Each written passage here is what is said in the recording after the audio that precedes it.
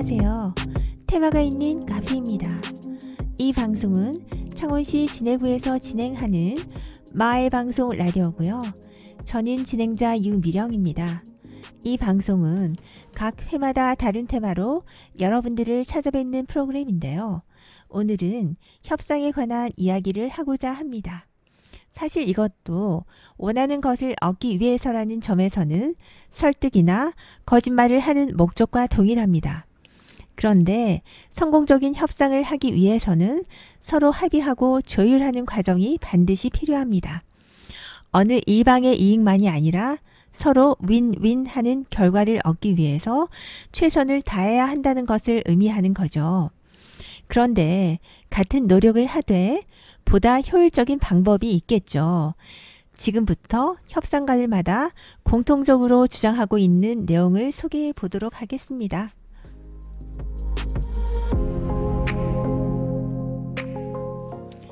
어떤 종류의 협상이든지 반드시 명심해야 할 사항이 있습니다. 바로 목적과 목표와 사람입니다.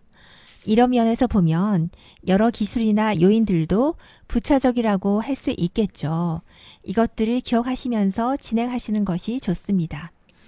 기본적인 것들 중에서는요, 목표와 목적과 사람이 있는데 먼저 목적에 관해서 얘기를 하겠습니다.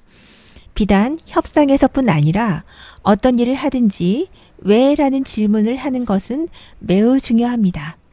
목표를 설정하기 위한 기본 명제가 되는 거죠. 너무나 당연하고 누구나 아는 것이기는 하지만 단계가 진행될수록 원래의 목적과는 다소 거리가 있는 합의를 하는 경우도 종종 있다고 하거든요. 그럴 때마다 무엇 때문에 하는가라는 목적을 다시 상기할 필요가 있습니다. 두 번째는 목표입니다. 사실 실전 단계의 시작이라고도 할 수 있겠네요. 그래서 보다 구체적이어야 할 필요가 있는 거죠. 여기서는 협상할 수 있는 상한선과 하한선을 설정해야 합니다. 이것이 설정되어야만 제한할 수 있는 옵션이라든지 플랜 B, 업계 동향 파악, 가능한 접근 루트, 정보의 범위 등 본격적으로 협상 테이블에 앉기 전에 사전 작업을 보다 효율적으로 수행할 수 있습니다. 세 번째는 사람입니다. 결국 협상은 사람이 합니다. 그러나 가장 중요하다고 할 수 있겠죠. 여러 협상 교과서에서도 공통적으로 강조하고 있는 내용이기도 하고요. 어쩌면 협상을 위한 각종 기술들도 이 사람 사이의 일을 조율하기 위한 것이라고 해도 과언이 아니더라고요. 그래서 경쟁을 하기보다는 협력이 우선시 되어야 하고, 그러기 위해서는 상대방의 입장도 잘 배려해야 합니다.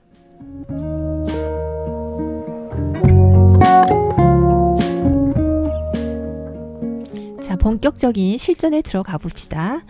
조금 전에 목표에 관해서 얘기를 했는데요. 일단 우리 측이 정한 상한선이나 하한선보다 최대한 높게 시작해야 합니다. 이를테면 상대방이 셀러일 때는 최대한 가격을 낮춰서 하고요. 반대로 우리 측이 셀러일 때는 최대한 높게 시작해야 되겠죠. 만약에 처음에 목표 금액부터 시작하면 아무래도 최종 결과가 그다지 만족스럽지 않을 가능성이 많습니다.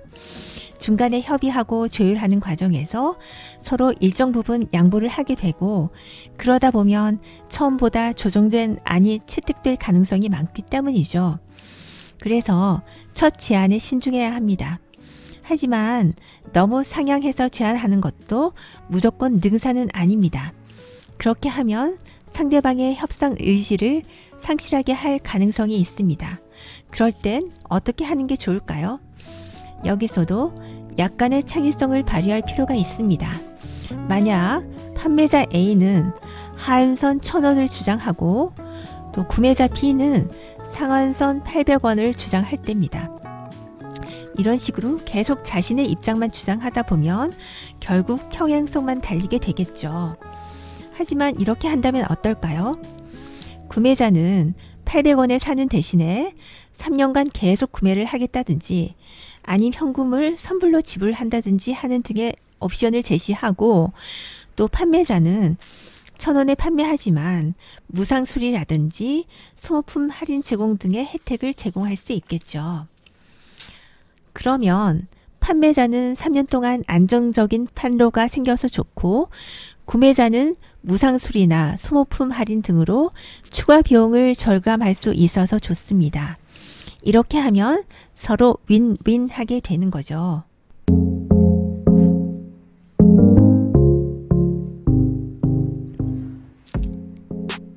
그럼에도 불구하고 결렬되는 경우도 있겠죠. 그럴 때는 자신만의 강점을 활용해야 합니다. 베트나라고 하는데요. 협상할 수 있는 최선의 대안 정도로 번역하면 될 것 같습니다. 이것이 협상의 핵심이라고 하더라고요. 앞에 예를 다시 활용해서 말씀드리면 만약 이런 상태에서 구매사에게 조금 전에 판매자보다 더 매력적인 조건을 제시하는 다른 업체 C가 나타났다고 가정해 봅시다. 거기다가 가격 조건까지 더 만족스럽다고 하면 구매자는 다소 유리한 위치를 점하게 되는 거죠. 말하자면 처음 상대를 압박할 수 있는 여지가 생긴 것입니다. 그러면 처음 협상 상대와 다시 협상을 한다든지 아니면 새로운 업체를 선택하든지 할 수 있겠죠. 이런 경우 구매자의 의향에 좌우되게 됩니다. 협상가들마다 자신만의 베트나를 만들라고 강조합니다. 말하자면 협상이 결렬되는 위기에서도 최종적인 무기, 즉 믿을 구석을 미리 확보해 놓는 것이죠. 이것이 없는 경우 다소 조급해지는 경향이 있다고 하거든요. 그러니 불리한 협상을 하게 될 가능성이 많겠죠.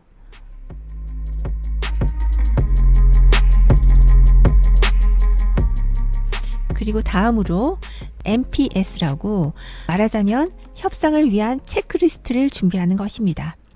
이렇듯 우리 측의 베트나를 발견하고 유리한 협상을 하기 위해서는 철저한 사전 준비가 필수입니다.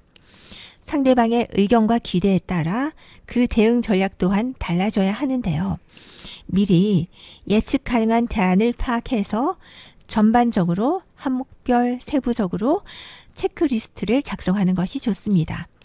이렇게 함으로써 협상 상황을 다각적으로 이해할 수 있고 미처 생각하지 못했던 문제점을 파악하는 데도 많은 도움이 됩니다. 그리고 상대방인데요. 아무리 어려워 보이는 협상일지라도 결국 그 주체는 사람입니다. 그래서 조건을 넘어 인간적으로 소통하는 것이 매우 중요합니다. 그래서 절대로 상대방을 제압하거나 이기려 해서는 안 됩니다. 그보다는 상대방의 입장에서도 생각해보고 제각각 상황이 다르다는 것을 인식해야 합니다. 그렇게 하면 상대방의 머릿속 그림을 그려볼 수 있습니다. 그렇게 해서 의사소통에 최선을 다하고 상대방이 존중받는 느낌을 들게 해야 됩니다. 숫자나 과업보다는 대상자의 감정을 헤아려야 하는 것입니다. 아무리 본인의 주장이 객관적으로 옳고 타당하더라도 소통에 실패하면 협상 전체를 그르치게 되는 경우가 생각보다 많습니다.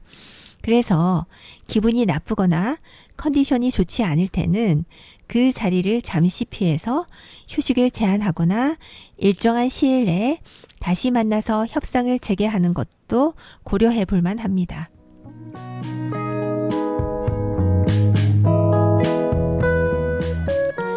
다음으로 검증 단계인데요. 아무리 친분이 있고 인간적인 신뢰가 우선이라고 하더라도 중간중간 점검하는 과정이 반드시 필요합니다. 이 과정에서 합의사항에 대해서 서로 오해하고 있는 부분이라든지 중간에 말이 바뀌거나 해서 혼란스러운 일이 있을 수 있습니다.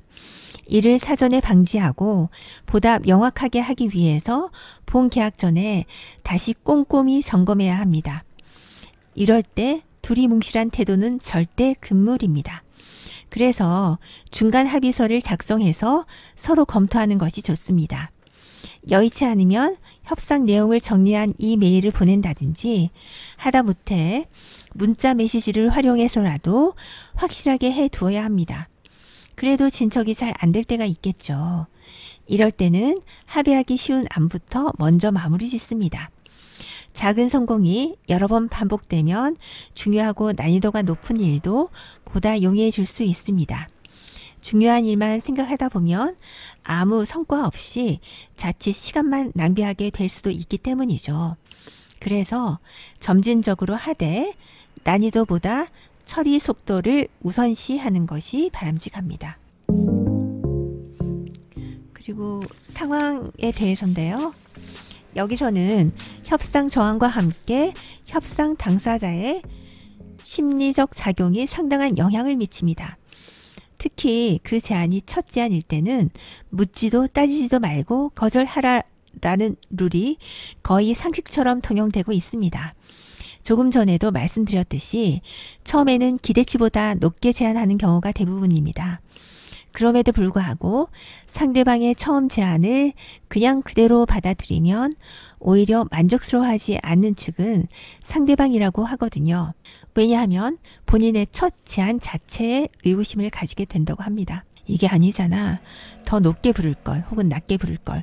그렇게 덜컥 받아들이는 것을 보니 내가 가격 조정을 잘못한 게 아니야 등등의 생각을 할 수 있습니다. 개인적인 이야기이기는 하지만 저도 그 비슷한 경험이 있거든요.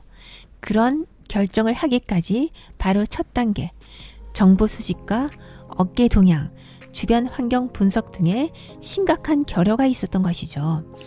더군다나 첫 제안은 단순히 거기서 그치지 않고 협상 전반에 영향을 미치더라고요. 처음에 작게 보이던 양보가 나중에는 제법 큰 소실로 이어졌거든요.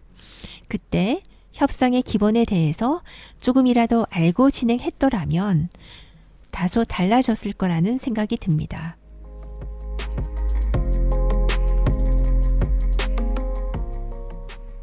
그리고 말에 대해서인데요. 사람은 누구나 인정받고 싶어 합니다. 그렇기 때문에 협상 상대방의 지위와 힘을 인정해야 합니다.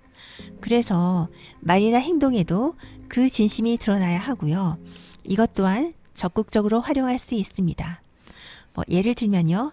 단호하게 말하기보다는 상대방의 의견을 구하는 것이 좋습니다. 이런 거죠. 이건 이렇습니다 보다 이게 아닐까요? 틀린 부분이 있으면 지적해 주십시오 하는 겸손한 태도, 그리고 어떻게 하는 것이 좋겠습니까? 하고 재차 물어보는 태도입니다. 지금까지 우리가 뭐뭐 한 거 맞습니까? 하고 물어보는 것도 상당히 중요한데요.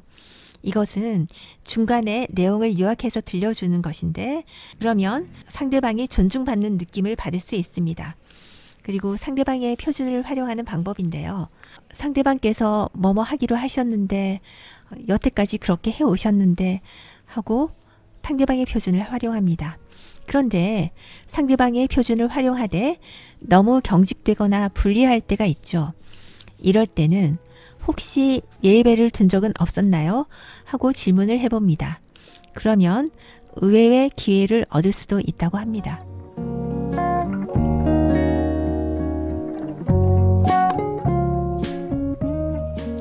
마지막으로 마무리 단계입니다.